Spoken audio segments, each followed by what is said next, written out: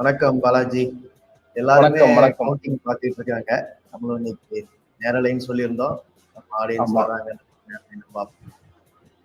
இப்போ இந்தியா கூட்டணி பல குற்றச்சாட்டுகளை, பல சந்தேகங்களை இந்த வாக்கு எண்ணிக்கையின் போது தேர்தல் ஆணையத்தின் மீது முன் வச்சிருந்தீங்க. இப்போ எந்த அளவுக்கு அது இருக்கு? நேத்து கூட பூபேஷ் பாகேல் பல குற்றச்சாட்டுகளை முன் வச்சிருந்தாரு. என்னுடைய தொகுதியிலேயே ஓட்டிங் மிஷின்ஸ் மாற்றப்பட்டிருக்கு, நம்பர்ஸ் மாறி இருக்கு அப்படின்ற குற்றச்சாட்டுகளை முன் வச்சிருந்தாரு. அப்போ இந்த நாடாளுமன்ற தேர்தல் எதை நோக்கி போகுதுன்னு நினைக்கிறீங்க? இந்த முடிவுகள் எப்படி இருக்குதுன்னு நினைக்கிறீங்க?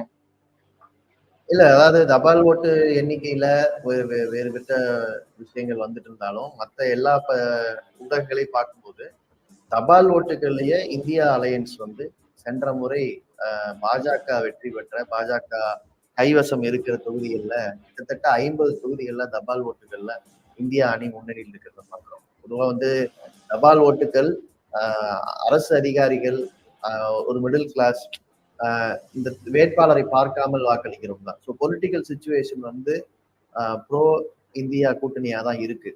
ஆனா நமக்கு அச்சம் என்னன்னா, இந்த இவிஎம் அப்புறம் வாக்கு எண்ணிக்கையில் கடைபிடிக்க வேண்டிய விதிமுறைகள், இந்த விஷயங்களை எல்லாம் வலியுறுத்தி பெற வேண்டிய நிலைமையில் நம்ம இருக்கோம். ஒண்ணும் இல்ல, முதல்ல எந்த போஸ்டல் பேலட் தான் எண்ணணுங்கிறத நாம கடைசி நிமிடம் வரைக்கும் வலியுறுத்தி, இத்தனைக்கும் அது சட்டப்படியான விஷயம், கடைசி நிமிடம் வரைக்கும் தேர்தல் ஆணையத்துக்கிட்ட வலியுறுத்த வேண்டியது. தேர்தல் ஆணையம் இந்த முறை அவங்களே ஒத்துக்கிட்ட மாதிரி, பிரஸ் மீட்ல ஒத்துக்கிட்ட மாதிரி அநியாயத்துக்கு விமர்சனத்துக்கு உள்ளாச்சு. ஏன்னா செயல்படல. எங்க இருக்கீங்கன்னு கேட்டு மீம்ஸ் போட்டாங்க. அது தேர்தல் ஆணையம் எங்க இருக்கீங்கன்னு கேட்டு மீம்ஸ் போடுறத பிரஸ் மீட்லயே ஒத்துக்கிற நிலைமையில, நாங்க இங்கதான் இருக்கோம் அப்படின்னு சொல்ற நிலைமையில இருக்கு. அதே மாதிரி பணம், இந்த தேர்தல்ல பணம் புழங்கப்பட்ட விதம் மறந்துடக்கூடாது. 8000 கோடி ரூபாய் தேர்தல் பத்திரங்கள் மூலமாக மட்டும் பாஜக திருப்பியது. அந்த பணம்லாம் இந்த தேர்தலில் செலவாயிருக்கு. அது இத்தனைக்கும் ஊழல் பணம் தான், அதை நீதிமன்றமே சொல்லிடுச்சு. ஆனா இதுக்கு நடுவுல தான் நாம இந்த போட்டியை சந்திச்சிருக்கிறோம். நேரு நீங்க பூபேஷ் பாகல் பேசுனதை சொன்னீங்க. அவர் ஒரு முன்னாள் முதலமைச்சர். இவிஎம்கள் மாறுகின்றன, இவிஎம்களுடைய எண்கள் அது ரேண்டமைஸ் பண்ணி லிஸ்ட் கொடுக்கும்போது ஏற்கனவே வாக்கு பதிவு நடந்த இடத்துல என்ன நம்பர் இருக்குங்கிறது வேற, இவங்க சொன்ன நம்பர் வேற. ஸோ இந்த மாதிரி நம்ம அந்த ரேண்டமைஸ் நம்பர்லையும் கையில இருக்கிற பேப்பர்லையும் செக் பண்ணி பார்த்தாதான் தெரியுது இதுல முறைகேட்டுக்கு வாய்ப்பு இருக்கு.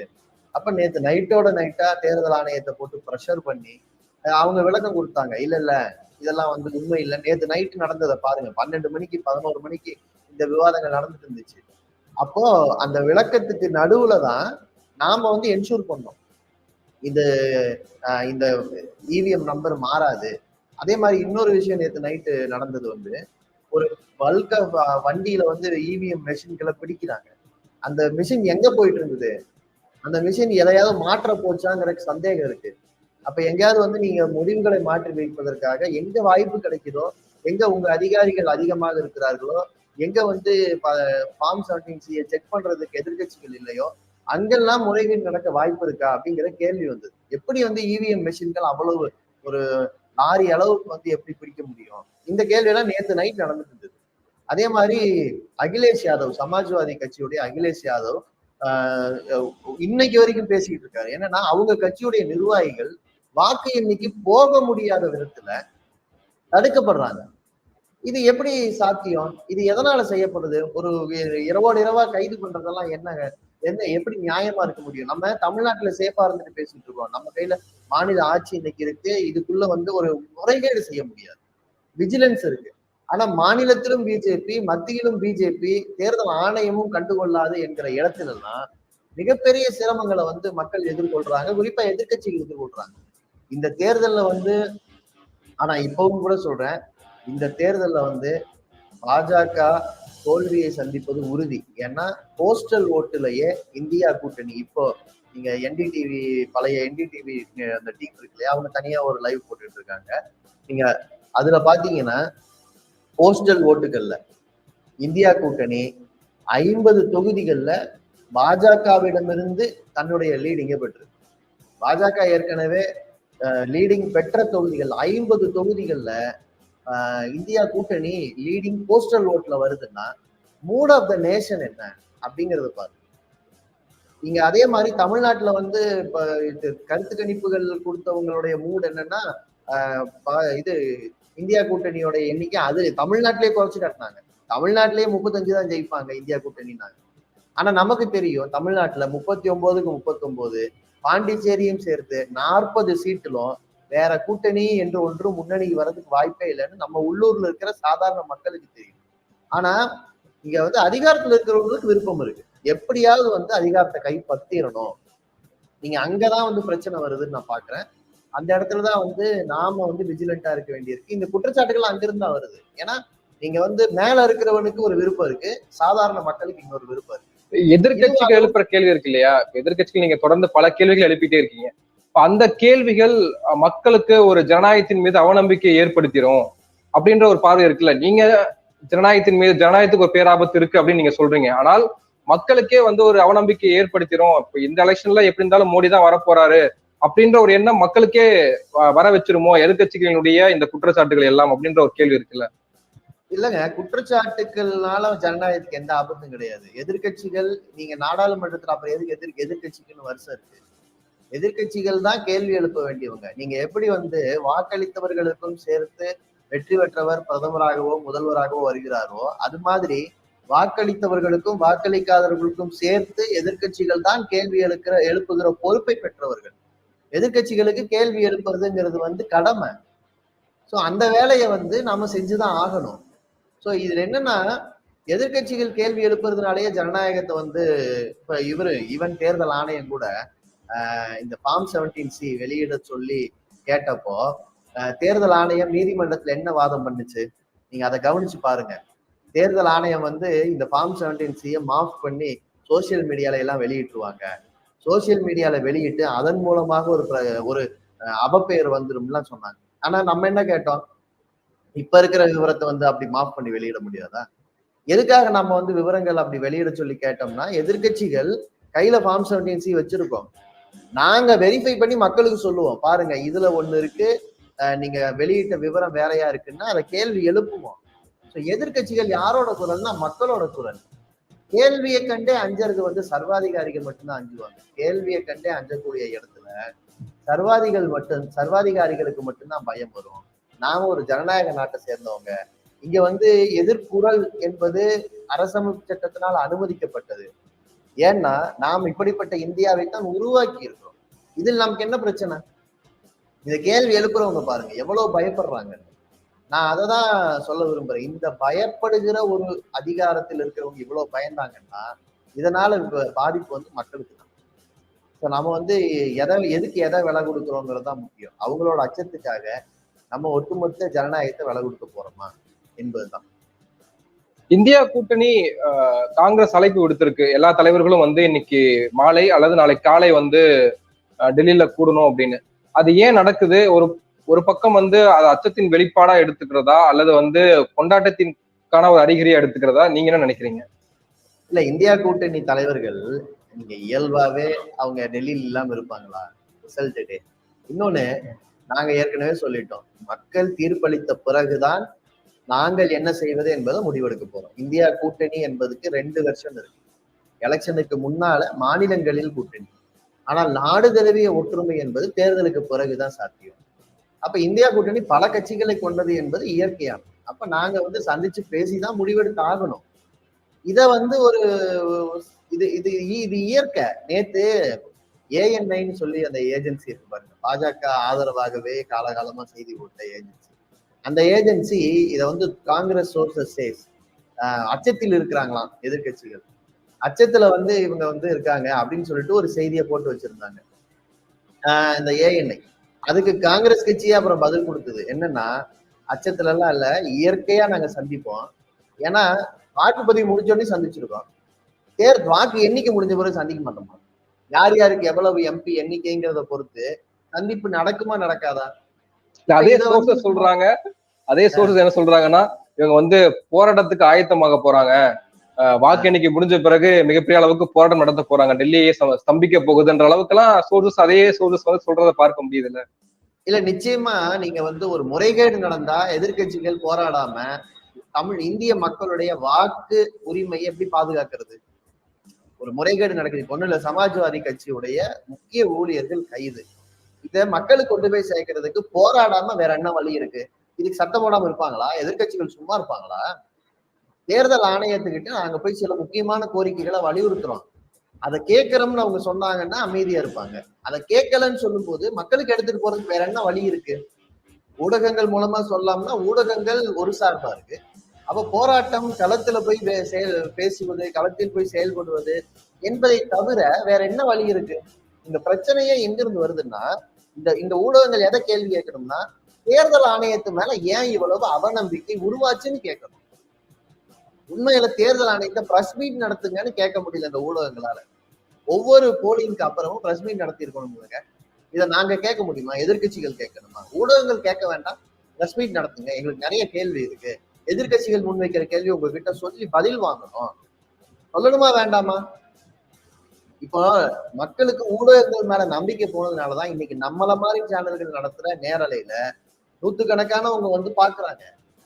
ஏன்னா சாதாரண அந்த ரெகுலர் ஊடகங்கள் உண்மையை சொல்லுவாங்கங்கிற நம்பிக்கை இல்லை. இப்ப கூட நேத்து நைட் சமாஜ்வாதி கட்சி அவ்வளவு பேசியிருக்கு, சோசியல் மீடியால தான் பேசியிருக்கு. சோசியல் மீடியால மட்டும்தாங்க விஷயம் வந்துகிட்டு இருக்கு. இன்னும் காலையில நேரம் முக்கிய செய்தி இல்லையா? எல்லா ஊடகங்களும் ஒரு உத்தரப்பிரதேசத்துடைய மிக முக்கியமான எதிர்கட்சி, அதனுடைய நிர்வாகிகள் கைது செய்யப்படுறாங்க, சிசிடிவி ஃபுட்டேஜ் போட்டு காட்டுறாங்க. இரவோடு இரவா கைது. காவல்துறைக்கு அதுதான் வேலையா? காவல்துறை எப்படி வந்து ஜனநாயக, அதாவது ஏற்கனவே முதலமைச்சர்களை கைது பண்ற ஒரு ஆட்சி மத்தியில் நடக்குது, சாதாரண நிர்வாகிகளை கைது பண்ற ஆட்சி மாநிலத்தில் நடக்குது. உத்தரப்பிரதேசல மட்டும் கிட்டத்தட்ட நீங்க வந்து வெற்றியை தீர்மானிக்கிற எண்ணிக்கையில சீட்டுகள் இருக்குல்ல. அப்ப அந்த சீட்டுகள் இப்ப வந்து இப்ப நாம தமிழ்நாட்டுல வாக்கு எண்ணிக்கை மையத்துல லட்சக்கணக்கான பேர் கூடியிருக்காங்க பாதுகாக்கிறதுக்காக, முடிவுகள் சரியா வரணுங்கிறதுக்காக. எல்லா கட்சியும் சேர்ந்தவங்களும் சொல்றேன். ஆனா யூபியில என்ன நிலைமை?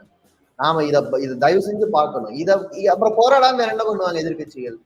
வேற என்ன வழி இருக்குன்னு சொல்லுங்க. ஜனநாயகத்துல போராடுவது வழி. ஆனா இதை தாண்டி நான் இப்பதான் நம்ம ஒரு பக்கம் வந்து லீடிங் வந்து நம்ம போட்டுக்கிட்டு இருக்கோம். இந்திய தேசிய காங்கிரஸ் 194லயும் பாஜக 144லயும் லீடிங். ஆனா அதுல பிரேக்கப் சொல்ல வேண்டியிருக்கு. அதாவது இந்தியா கூட்டணி ஏற்கனவே பாஜக முன்னணியில் இருந்ததுல 53 சீட்டுகள்ல போஸ்டல் பேலட் தாண்டி, இப்ப மணி 8:40, போஸ்டல் பேலட் தாண்டி இவிஎம் ஓபன் ஆயிருக்கும். 53 சீட்டுகள்ல முன்னணியில் இருக்கிறது என்பதுதான் இன்னைக்கு நாடு முழுவதும் வரக்கூடிய தகவல். எனவே நாம் புரிந்து கொள்ள வேண்டியது என்னன்னா, மக்களுடைய உணர்வு, ஊடகங்கள் சொன்ன உண்மை, அதாவது அந்த அவங்க சொன்னாங்களே அந்த கருத்து கணிப்பு, அதுக்கும் இதுக்கும் எட்டல என்பது இப்போதைக்கு நிலவரத்துல அப்படிதான் தெரியுது. நாடு முழுவதும் பாஜக வென்ற தொகுதிகள்ல இந்தியா கூட்டணி, அதர்ஸ் இல்ல, இந்தியா கூட்டணியாக முன்னணி நிலைமை என்பது சாதகமாக இருக்கிறது இதுதான் நான் பார்க்கிறேன். ஆனால் நிலைமை மாறக்கூடும் இல்லையா? மாறுங்க. அதாவது நாம என்ன புரிஞ்சுக்கணும்னா, தேர்தல் பிரச்சாரம் 44 நாள் நடந்திருக்கு. அதுக்கு முன்னால 400 சீட்டு ஜெயிப்போம்னு சொன்ன பாஜகவுக்கு சாதகமான ஊடகங்களே 50 சீட்டை குறைச்சுதான் தேர்தல் முடிஞ்ச பிறகு சொல்லியிருக்காங்க. அதனால வந்து நிலைமைகள் எப்படியும் மாறலாம். சரியான நியாயமான தேர்தல் நடக்கவில்லை என்று நாங்கள் நிறைய விமர்சனங்களை முன்வச்சாலும் களத்தில் மக்களை நம்பி இருக்கிறோம்.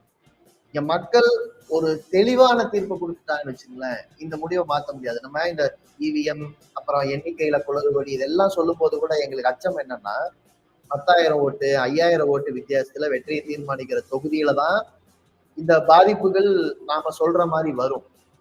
ஆனா லட்சம் ஓட்டுல வித்தியாசத்தை வந்து இவங்களால ஒண்ணும் பண்ண முடியாது. ஏன்னா நமக்கு அந்த நம்பிக்கை இருக்கு. இப்போதைக்கு இந்த டேம்பரிங் இந்த மாதிரி கம்ப்ளீட்டா மேசிவா பண்ண முடியாது. ஏன்னா நம்மளும் இருக்கோம், நாங்க எதிர்கட்சிகளும் ஒரு பெரிய எண்ணிக்கையில் இருக்கோம். அதனால வந்து டேம்பரிங் நடந்தா கூட அதீதமான வாக்கு எண்ணிக்கையை மாற்ற முடியாது. இந்த போஸ்டல் பேலட்ல இப்போ வயதானவர்களுக்கு சில சிறப்பு போஸ்டல் பேலட் எல்லாம் கொடுத்துருக்காங்க. அதனால ஒரு அச்சம் இருந்தது. எனவே இதெல்லாம் தான் நாங்க சரி பண்றதுக்காக போஸ்டல் பேலட்டை முதல்லயே எண்ணுங்க, அதுக்கு பிறகு டோட்டல். ஏன்னா நீங்க சில ஆயிரம் வாக்குகளை வந்து திரிக்க முடியும் அப்படிங்கும் போது கடைசி நேரத்தில் தானே பண்ண முடியும். இவிஎம் நம்பர்ல டேலி ஆகலைன்னா தான் அதை பண்ண முடியும். அதனாலதான் நாங்க போஸ்டல் பேலட்டை முன்னால எண்ணுங்கன்னு சொல்றது. அதுலலாம் ரொம்ப விஜிலண்டா இந்த கட்சிகள் சேர்ந்து அதுக்குதான் நாங்க கூடணும். டெல்லியில கூடும் போது ஒவ்வொரு மாநிலத்தோட அனுபவத்தையும் இன்னொரு மாநிலத்துக்கு பகிர்ந்து கொள்வோம். இங்க பல கட்சிகள் பல தலைவர்கள் தான் இந்தியா கூட்டணி என்பது. எனவே கட்சிகளுக்குள்ள ஒரு உரையாடல் தேவைப்படுது. அதை செஞ்சிருக்கோம், முடிந்ததை செய்திருக்கிறோம். ஸோ ரிசல்ட் வந்து நாம் வெற்றி பெறுவது கிளியர் மேண்டேட்டா இருந்தா இதை திருத்த முடியாதுங்கிற நம்பிக்கை இருக்கு. ஆனா இப்போ தமிழ்நாட்டை இப்ப தமிழ்நாட்டை பொறுத்த வரைக்கும் நம்ம பார்த்தோம்னா இப்போ 33 தொகுதிகள்ல வந்து இந்தியா கூட்டணி முன்னிலையில இருக்கு. ஆனால் 7% வந்து வாக்கு பெறுவோன்னு பாஜக தரப்புல இருந்து வரக்கூடிய தகவல்ல பார்க்கிறோம். நேற்று கூட தேசிய ஊடகங்கள் 7% பெற போறாங்க, முன்னாடி 6 இருந்தாங்க, அப்புறம் 5 ஆனாங்க, இப்ப 7 வர போறாங்க. பாஜக ஒரு சொற்பமாக தங்களுடைய வாக்கு சதவீதத்தை அதிகரித்திருக்கு அப்படின்னு எல்லாருமே சொல்ல தொடங்கிட்டாங்க. இப்போ இந்தியா கூட்டணி முன்னிலை வகிக்கிறது. அண்ணாமலையினுடைய பிறந்தநாள் அன்னைக்கு அண்ணாமலைக்கு ஒரு தொகுதி கிடைச்சாகணும் அப்படின்னு எல்லாம் நிறைய பேர் சமூக வலைதளங்கள் எழுதுறத பார்க்க முடியுது. நீங்க என்ன நினைக்கிறீங்க அதை பத்தி? அதாவது பாஜக இந்த தேர்தலில் தமிழ்நாட்டுல மண்ணை கவனுங்கிறது எதிர்பார்ப்பு. ஏன்னா மற்ற மாநிலங்கள், அதாவது நீங்க நாடு முழுக்க இருக்கிற நிலைமை வேற, தமிழ்நாட்டுல நடந்த அரசியல் என்பது வேற. உங்களுக்கே தெரியும். அதாவது அண்ணாமலை நடந்து கொண்ட விதம் இருக்கே, அது வந்து இந்திய தமிழ்நாட்டு அரசியல்ல இதுவரை காணாத ரொம்ப ஒரு அநாகரிகமான ஒரு ஒரு தரந்தாழ்ந்த இடத்துக்கு போனார்னு தான் நான் பாக்குறேன். எனவே அவருக்கு வந்து ஒரு பாடத்தை வாக்குப்பதிவுல காட்டணும். நீங்க சொல்றீங்கல்ல 7% வந்து வாக்கு வாங்குவாங்கன்னு, டபுள் டிஜிட்ல சீட்டு ஜெயிப்போம்னு சொன்னாங்க அவங்களே. இப்ப அவங்க என்ன சொல்றாங்கன்னா 10% கூட சொல்ல முடியல, 7% தான். ஏன்னா தமிழ்நாட்டு மக்கள்கிட்ட 3% மேல பிஜேபி ஓட்டு வாங்கினாலே ஏதோ ஒரு புதிய எல்லையில் அவங்களுக்கு ஏற்பு கிடைச்சிருக்கிறதா அர்த்தம். தமிழ்நாட்டு மக்கள்ல பொதுவா ஒரு சின்ன செக்ஷன் தேசிய கட்சிகள் ஆதரவோட இருக்கும். அந்த தேசிய கட்சிகள்னு சொல்லும் போது காங்கிரஸ் அல்லது பாஜகவுக்கு இடையில தேர்வு செய்வது முடிவெடுப்பாங்க.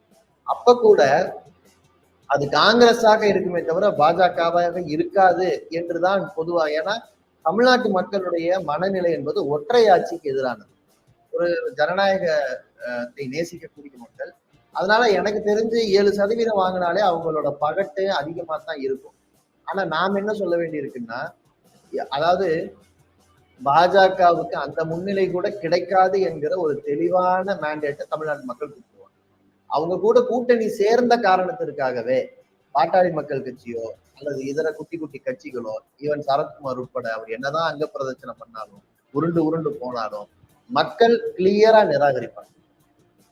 அண்ணாமலையுடைய பிறந்த நாளாவது மற்ற நாளாவது நமக்கு அதை பத்தி கவலை இல்லை. அண்ணாமலையுடைய வாய் பேச்சுக்கு, அவருடைய அநாகரிகமான பேச்சுக்கு தமிழ்நாட்டு மக்கள் ரொம்ப அமைதியா, இன்னும் எவ்வளவு டாலரன்ஸ் பாருங்க, எவ்வளவு அமைதியா கேட்டுக்கிட்டு இருந்தாங்க. பதிலை வாக்குகள் மூலமாக நிச்சயமா தருவாங்க. ரெஸ்ட் ஆஃப் இந்தியா மாதிரி கிடையாது தமிழ்நாடு.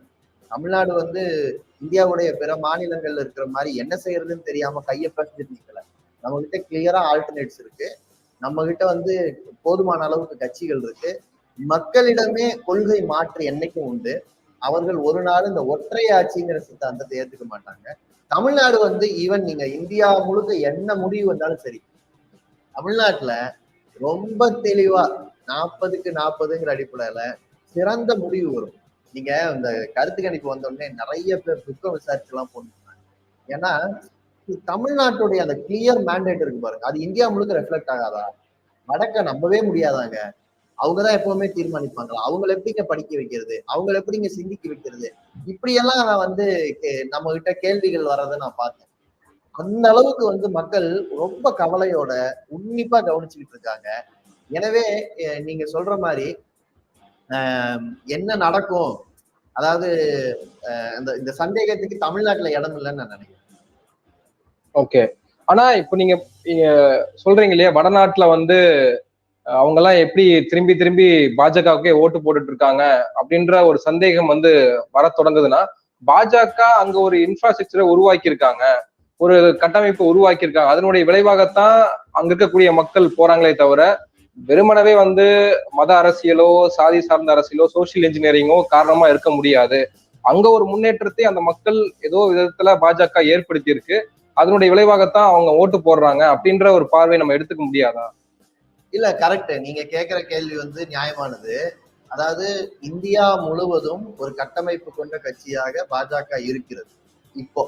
அதாவது காங்கிரஸ் வந்து முதல் பெரும் கட்சியாக இருந்த நிலைமையிலிருந்து தேயும் போது காங்கிரஸ் உடைய பெரும்பாலான நிர்வாகிகள் அடுத்த வாய்ப்பா வந்து பிஜேபியை பார்த்திருக்காங்க. ஓகே, அதே மாதிரி தமிழ்நாடு மாதிரி கேரளா மாதிரி ஒரு மாற்று அரசியலை முன்வைக்கிற சாத்தியம் மற்ற மாநிலங்கள்ல இல்லாம போயிருக்கு. வளர்ச்சி அரசியல் என்பதே பின்னுக்கு போயிருக்கு. வளர்ச்சி அரசியலை பேசுறதே கிடையாது. பல பேர் வந்து எனக்கு சாப்பாட்டுக்கு இல்லை, ஆமா உண்மைதான், ஆனா நான் வந்து யாருக்கு வாக்களிப்பேன்னா பாஜகவுக்கு தான் வாக்களிப்பேன் என்று சொல்வதை எல்லாம் பேட்டிகள்ல பார்த்தோம். குஜராத்ல ஒருத்தர்கிட்ட பேட்டி எடுத்திருந்தாங்க. அந்த பேட்டியை கூட நான் சொல்றேன். அவர் வந்து நான் மோடி தான் வரணும்னு சொல்லிட்டு அவர் வந்து அப்படியே பேச்சுவாக்கில் சொல்றாரு, சாப்பாட்டுக்கு இல்ல, தொழில் இல்ல, வேலை இருந்தது போயிடுச்சு, இப்படியெல்லாம் சொல்லிட்டு வேற சாய்ஸ் இல்ல, எங்களுக்கு வந்து இவர் முக்கியமான தலைவர், எங்க மாநிலத்தில் இருந்து பிரதமரா இருக்காரு, இப்படி எல்லாம் வாக்களிப்பதை தேர்ந்தெடுக்கிறார். நான் என்ன கேட்கிறேன், கட்டமைப்பு இருப்பதுனாலேயே ஒருத்தர் வந்து உன்னதமானவர் உயர்ந்தவர் நீங்க ஒத்துப்பீங்களா? அதை விட பெஸ்ட் கட்டமைப்பு இங்க இருக்கு, நம்மால கொண்டு போய் சேர்க்க முடியல அப்படின்னு சொன்னா நாம எதுக்கு உழைக்கணும்? நம்மை போல மற்றவர்களை மாற்ற உழைக்கணும். இன்னொன்னு வந்து காங்கிரஸ் கட்சி தன்னை வந்து ஒரு சித்தாந்த ரீதியாக புதுப்பித்துக் கொள்ளாத பிரச்சனையின் காரணமாக அந்த இடத்துல வந்து பாஜக வந்து அமருதுன்னா இது வந்து ஒரு எதிர்கட்சிகளுக்கு ஒரு படிப்பினைன்னு சொல்லலாம். நான் வந்து எந்த விதத்திலையும் நாங்க செய்யறத செஞ்சுக்கிட்டு இருப்போம், நடக்கிறது நடந்துட்டு இருக்கு இப்படி சொல்ல விரும்பல. கண்டிப்பா படிப்பினை கத்துக்கணும், அவங்கள அங்கேயும் இல்லாம பண்ணணும். ஆனா ஒருத்தர் பெரியவராக இருக்கிறார், இல்ல ஒருத்தர் கையில பலம் அதிகமா இருக்கு, கூட நிறைய பேர் இருக்கிறாங்கிறதுக்காகவே அவங்க பின்னால் நம்ம போக முடியாது. அதுதான் தமிழ்நாடு வந்து ரொம்ப காலமா சொன்னது. நீங்க வந்து தமிழ்நாடு ஏன் வந்து இந்த நாடு முழுக்க நடக்கிற அரசியல் அப்படியே ரெப்ளிகேட் பண்ணலன்னா, நாம தான் முதல் முறையா மாநில அளவில் கட்சிகள், மாநில உரிமை இதையெல்லாம் பேசணும். ஏன்னா இந்தியன் டெமோக்ரஸியை சரியா புரிஞ்சுக்கிட்டோம். பெடரல் ஸ்ட்ரக்சரை நோக்கி தான் இந்தியன் டெமோக்ரஸி போகணும்னு அம்பேத்கர் விரும்புறாரு. அதனாலதான் இந்திய அரசியல் சட்டம் அப்படி எழுதப்படுது. சோ நீங்க எந்த திசையில போகணும்னு ரூட்டு காமிச்சாங்களோ அதை புரிஞ்சுக்க முடிஞ்சவங்க அதை நோக்கி தான் நகரணும். நீங்க சொன்ன கேள்விக்கு, நீங்க கேட்ட கேள்விக்கு இதுதான் பதில். கண்டிப்பா நெட்வொர்க் இருக்கு, ஸ்ட்ரக்சர் இருக்கு, அதனாலயும் நம்ம ஏத்துக்க முடியாது என்பதுதான் அந்த பாஜகவை பற்றி. ஏன்னா இந்த 10 ஆண்டு ஆட்சியை நம்ம பார்த்தோம்ல, அவ்வளவு மக்கள்கிட்ட இருந்தீங்கன்னா அந்த மக்களுடைய உணர்வு ரெஃப்ளெக்ட் பண்ணிருக்கீங்களா? தமிழ்நாட்டு மேல ஹிந்தி திணிச்சாங்கங்க, ஹிந்தி பேசுறவங்க மேல இந்திய குறைந்தபட்சம் கத்து கொடுத்தாங்களா? பேசிக்கான கேள்வி இல்லை. இப்போ நீங்க சொல்றீங்க இல்லையா, அதாவது வந்து எல்லா தரப்பையும் வந்து அவங்க கையில வச்சிருக்காங்க, எல்லா ஸ்ட்ரக்சரும் அவங்க கையில இருக்கு, ஆர்கனைசேஷன் ஃபுல்லா அவங்க கையில இருக்கு அப்படின்றப்போ, இப்போ ஒரு ஆட்சி மாற்றம் நிகழப்போகுது, மக்கள் முடிவு எடுத்துட்டாங்க அப்படின்னா, இப்போ அந்த ஆர்கனைசேஷன் ஃபுல்லாவே வந்து இந்தியா கூட்டணி பக்கம் உங்க பக்கம் வந்திருக்கணும் இல்லையா? திரும்பி மீடியாக்கள் வந்து ஏன் மோடியே வெற்றி பெறணும், எக்ஸிட் போல்ல திரும்பி மோடியே வருவாருன்னு ஏன் அந்த விஷயத்த சொல்லணும்? இல்ல மீடியால பல விதம் இருக்குங்க. இன்னைக்கு வந்து யூடியூப்ல பல முக்கியமான பேச்சாளர்கள் மற்றும் முக்கியமான விமர்சகர்கள் இன்னைக்கு வந்து பல கோடிக்கணக்கான வியூஸை பெறதை பார்க்கணும். ஊடகங்கள்ல முக்கியமா மாற்று கருத்துக்களை பேசிட்டு இருந்தவங்க வெளியேற்றப்பட்டாங்க. குறிப்பா ரபீஷ்குமார், அவர் வந்து இப்ப யூடியூப் சேனல் தான் நடத்துறாரு. அங்கதான் வந்து இன்னைக்கு லட்சக்கணக்கான பேர், கோடிக்கணக்கான பேர் தகவல்களை தெரிஞ்சுக்கிறாங்க. துருவ் ரத்தின்னு ஒருத்தர் நேற்று கூட ஒரு வீடியோ போட்டிருந்தாரு. அவர் வந்து ஏன் பாஜகவை எதிர்த்து நான் வந்து பேச ஆரம்பித்தேன் என்று விளக்கம் சொல்லும் போது அவர் சொல்றாரு, என்னுடைய குழந்தைக்கு இந்த நாடு வந்து சர்வாதிகாரத்தை நோக்கி போகும்போது நீ என்னப்பா பண்ணிக்கிட்டு இருந்த, யூடியூப்ல சும்மா விளம்பரம் போட்டு சம்பாதிச்சுக்கிட்டு இருந்தியா அப்படின்னு என் குழந்தை கேட்டுரும். என் குழந்தைக்காவது நான் வந்து உண்மையா இருக்கணுங்கிறதுக்காக தான் நான் இந்த வீடியோ போட்டேன்னு நேற்று அவர் சொல்லிட்டு, என்ன வேணா முடிவு வரட்டும், ஆனா நான் செய்த பணிகள் என் மக்களுக்கு போய் சேர்ந்திருக்கு, 7ல ஒரு வாக்காளரை நான் சந்திச்சிருக்கேன் என்று அவர் ஒரு பெருமைக்குரிய விஷயத்தில் சொன்னார். உண்மையிலேயே அது உண்மைதான். ஹிந்தி பேசுற பகுதிகளில் நம்முடைய நாம் பேசுகிற விஷயங்களை கொண்டு போய் சேர்த்ததுல துருவ் ரத்தி முக்கியமானவர். இந்த ஊடக நெட்வொர்க் நம்ம பக்கத்துல வரணும்னா அதிகாரம் வரணுங்க. காசு இருக்கிறவங்க காலில் விழுவாங்க கார்பரேட்டுங்க, அதிகாரம் இருக்கிறவங்க காலில் விழுவாங்க கார்பரேட்டுங்க, அவ்வளவுதான். கார்பரேட்டுக்கு கையில இன்னைக்கு ஊடகம் போயிடுச்சு. பெரிய பெரிய கார்பரேட்டுகள் மொத்தமா விலைக்கு வாங்கிடுறாங்க ஊடகங்களை. இப்ப என்டிடிவி நிறுவனம் நட்டத்துல இருந்தது, அதை ஒருத்தர் 400 கோடி ரூபாய் கொடுத்து விலைக்கு வாங்குறாருன்னா அது எப்படி இருக்கும் பாத்துங்க. அது வந்து அவரு அதானிங்கிற ஒரு பெரிய பணக்காரருக்கு 400 கோடி சில்லற காசா எப்படி மாறுது? எத்தனை வங்கிகள் தள்ளுபடி செஞ்ச காசு? இப்போ நீங்க கேட்ட கேள்வியில ஒரு காத்து மாறி அடிக்குதா அப்படிங்கிற கேள்வி முக்கியமானது. இப்ப உத்தரப்பிரதேசத்துல ஒரு சேனல்ல பாத்துக்கிட்டு இருக்கேன். யூபியில பாஜக ஜெயித்த 22 தொகுதிகள்ல சமாஜ்வாதி காங்கிரஸ் முன்னணியில இருக்கு, பாஜக ஜெயித்த தொகுதிகள்ல. அதே மாதிரி டெல்லியில பாஜக ஜெயித்த ஒரு தொகுதியில வந்து இன்னைக்கு வந்து ஆம் ஆத்மி முன்னணிக்கு வந்திருக்கு. டெல்லியில ஸ்வீப் அடிக்கும் அப்படின்லாம் பேசிட்டு இருந்தாங்க. சோ அதே மாதிரி இது நீங்க மேற்கு வங்கத்துடைய நிலைமை பாருங்க. அதாவது மேற்கு வங்கத்துல இவங்க எல்லாரும் என்ன சொல்றாங்கன்னா பாஜக தான் முன்னுக்கு வரப்போகுது. இல்ல, திரிணாமுல் காங்கிரஸ், காங்கிரஸ் கூட்டணி, இந்தியா கூட்டணி தான் முன்னணியில இருக்கு என்பதை நம்ம பாக்குறோம். இப்ப மகாராஷ்டிராவிலையும் சரி, மகாராஷ்டிராவுல இப்ப பாஜக வெற்றி பெற்ற 21 தொகுதிகள்ல இந்த இந்தியா கூட்டணி முன்னணியில இருக்கு. தெலுங்கானாவுல பாஜக முன்னணியில் போகும் அப்படின்னு சொல்லிக்கிட்டு இருந்தாங்க. அப்படி நிலைமை இல்லை. ஏன்னா இந்த கருத்து கணிப்புகள் சொன்னதை இந்த ஏர்லி லீட்ஸே பொய் பண்ணிக்கிட்டு இருக்கு. இந்த அதனால வந்து காற்று மாறி அடிக்குதுங்கிறது உண்மை. மேபி ஊடகங்கள் கொஞ்ச நாள் கழிச்சு, ஒரு 2-3 நாள் கழிச்சு, இந்தியா கூட்டணியில சிறந்த தலைவர் யாருன்னு அவங்களே வந்து ப்ரொஃபைல் எல்லாம் பில்ட் பண்ணி இவர் தான் பிரதமருக்கு தகுதியானவர் பேச ஆரம்பிப்பாங்க. இப்போ ஊடகங்கள் ஓகே, இப்ப எலெக்ஷன் கமிஷனும் வந்து எப்படி பிஜேபி பக்கமே இருக்க முடியும்? இப்போ ஓட்டு சதவீதம் மாறி இருக்கு, மக்கள் வந்து முடிவு எடுத்துட்டாங்க, காங்கிரஸ்க்கு ஜெயிக்க போகுது, இல்ல இந்தியா கூட்டணி வரப்போறாங்க அப்படின்னா எலெக்ஷன் கமிஷன் வந்து உங்களுக்கு சாதகமா வேலை பார்த்துருக்கணும் இல்லையா? இல்ல, எலெக்ஷன் கமிஷன்ல 2 விதம் இருக்குங்க. தேர்தல் ஆணையத்துல வந்து மோடியால் நியமிக்கப்பட்ட தேர்தல் ஆணையர்களுடைய விசுவாசம் யாருகிட்ட இருக்குன்னு நமக்கு தெரியாது. ஆணையர்கள் டாப்ல இருக்கிறவங்க. ஆனா எலெக்ஷன் கமிஷன்ங்கிறது ஒட்டுமொத்தமா அரசு ஊழியர்கள், அதிகாரிகளை கொண்டதுதான். அது ரூல் புக் படிதான் வேலை பார்க்கும், சட்டப்படிதான் வேலை பார்க்கும். இன்னைக்கும் நம்மளை பாதுகாக்கிறது சட்டம் தான், இந்த ஆணையர்கள் கிடையாது. ஆணையர்கள் ரொம்ப அநியாயமா நடந்துக்கிட்டாங்க. ஆனா சட்டம் நம்மை பாதுகாத்து கொண்டிருக்கிறது. இந்த இடத்துலதான் நாம வந்து வித்தியாசப்படுத்தி பார்க்க வேண்டியிருக்கு. அதிகாரிகள் என்று சொல்கிறவர்கள், ஊழியர்கள் சொல்றவங்களுக்கு சர்வாதிகார போக்கு நிச்சயமா அவங்களுக்கு வந்து வலிக்கும். அது வந்து அவங்க அதை ஏத்துக்க மாட்டாங்க. சர்வாதிகார போக்கு வந்து அந்த சாதாரண ஊழியர்கள் ஏத்துக்க மாட்டாங்க. ஆனா இந்த இந்த இப்ப நீங்க சொல்ற அந்த மேல இருக்கிற அதிகாரிகள் இருக்காங்கல்ல, அதாவது தேர்தல் ஆணையர்கள், அவர்கள் திருத்தப்பட்ட சட்டத்தின் மூலமாக முழுக்க முழுக்க மோடியும் அவருக்கு சார்பான ஒரே ஒரு அமைச்சரும் சேர்ந்து நியமிச்சதுதான். எதிர்கட்சியுடைய கருத்துக்கு அங்க குரலே இல்லை. அதனால வந்து நாம வந்து இன்னொன்னு, அதீதமான பணத்தை மோடி வச்சிருக்காரு. பெரும் கார்பரேட்டுகள் பலருக்கும் இன்னைக்கும் இந்த ஆட்சி தொடர வேண்டியிருக்கு. ஆட்சி மாறுனா பங்குச்சந்தையில மாற்றங்கள் வரும் என்கிற பயம் எல்லாம் இருக்கு. அதனால வந்து இங்க பிரச்சனை வந்து ரொம்ப நுணுக்கமா இருக்கு. லீடிங் வரும்போது நிலைமை மாறலாம். இப்ப நம்ம ஏர்லியா பேசிக்கிட்டு இருக்கோம். இனி போக போக தான் நமக்கு வந்து முடிவுகள் தெரியும். ஆனா முடிவுகளை மாற்றுகிற எல்லைக்கு போவாங்களா, ரொம்ப எஜ்ஜில வெற்றி தோல்வி தீர்மானிக்கப்படுதா என்பதை பொறுத்துதான் மற்றதை வந்து நம்ம பேசணும். இப்போ தொங்கு நாடாளுமன்றம் அப்படின்ற ஒரு பாயிண்ட் ஆஃப் வியூ வந்து ஒண்ணு பேசப்படுது. தொங்கு நாடாளுமன்றம் அமைந்தால் யார வந்து ஆட்சி அமைப்பதற்கு அழைக்க போறாங்க திரௌபதி முர்மு அப்படின்ற ஒரு பேச்சு இருந்துட்டு இருக்கிறத பார்க்க முடியுது. அதை நம்ம எப்படி எடுத்துக்கிறது? அதுக்கான வாய்ப்புகள் இருக்கா? இல்ல, அதாவது எனக்கு என்னை பொறுத்த வரைக்கும் தொங்கு நாடாளுமன்றம் ஒண்ணு வந்தா என்ன விலை கொடுத்தாவது அதிகாரத்தில் மீண்டும் வருவதற்கு பாஜக முயற்சி. நீங்க அதான் சொன்னேன் நானு, ரொம்ப சின்ன மாற்றத்துல ஒரு சின்ன வாக்கு எண்ணிக்கையில வெற்றி, அதாவது வாக்கு எண்ணிக்கை வந்து சின்ன அளவுல மாற்றம் இருந்தாலே அதை எப்படி மாற்றி அமைப்பது தனக்கு சாதகமா இருந்தா பாஜக பார்க்கும். அதனாலதான் சொன்னேன், ஒரு கிளியர் மேண்டேட், தெளிவான தீர்ப்பை மக்கள் கொடுத்தால் மட்டும்தான் நம்மளால வந்து இந்த ஒரு முடிவை வந்து மக்கள் நினைச்ச மாற்றத்தை கொடுக்க முடியும். அப்போ நீங்க சொல்ற மாதிரி தொங்கு நாடாளுமன்றம் ஒண்ணு வந்ததுன்னா, பெரிய கட்சியாக பாஜக இருக்கும்போது நேச்சுரலா பாஜகவை ஆட்சி அமைப்பதற்கு அழைக்கிற முடிவுக்கு இவங்க போவாங்க. அதாவது ஜனாதிபதி போவாங்க. அதை வந்து நம்ம வந்து மனசுல வச்சுக்கிட்டு இந்த தொங்கு நாடாளுமன்றம் என்கிற சூழல் வராமல் நாம் எப்படி பார்ப்பது என்பதை நம்ம வந்து மனசுல வச்சுக்க வேண்டியிருக்கு. ஸோ அடுத்தது வந்து அப்படி ஒரு வேலை வந்தா பெரும் கட்சி என்கிற அடிப்படையில பாஜக ஒரு முயற்சியை பண்ணும். அந்த இடத்துலதான் இந்தியா கூட்டணிக்கு ரோல் இருக்குன்னு நான் பாக்குறேன். இந்தியா கூட்டணி தொடர்ந்து பாஜக அல்லாத ஆட்சி என்கிற ஒரு ஒருமித்த கருத்தை இந்த கட்சிகளுக்குள்ள ஏற்படுத்தியாச்சு.